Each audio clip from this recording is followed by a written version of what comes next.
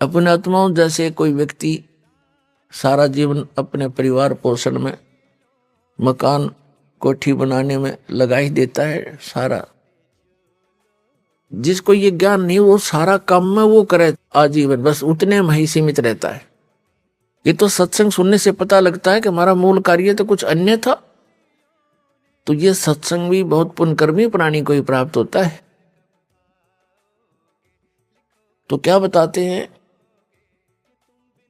कि वो व्यक्ति जो अपने मकान बनाने में, बच्चों का पालन पोषण करने में और बड़ी उनके बीच में प्यार से रह रहा था, सारा जीवन लगा दिया, और फिर मृत्यु की टिकट आ गई, कोई रोग हो गया, असाध्य रोग हो गया, परिवार को भी पता लग गया कि इसकी मृत्यु निश्चित है, और स्वयं को भी ज्ञान हो गया।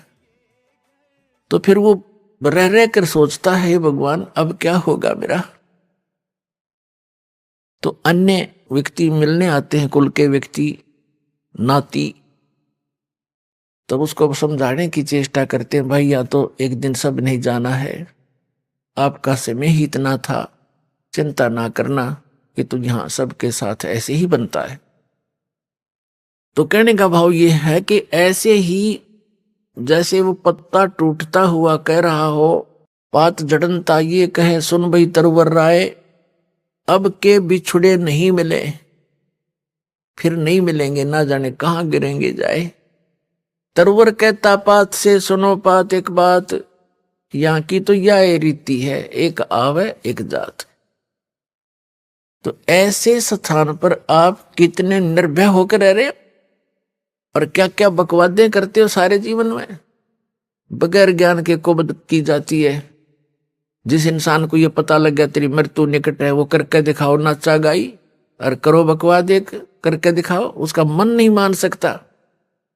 तो हम इतने अबोध हैं या इतनी भांग पी रखी है इस काल के, इस माया की,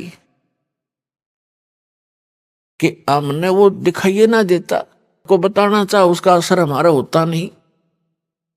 अब जैसे महापुरुषों के पास जाते हैं, उनका चेहरा भले ही वो अंदर से खुश होते हैं, लेकिन ऊपर से वो मायूस दिखाई देते हैं।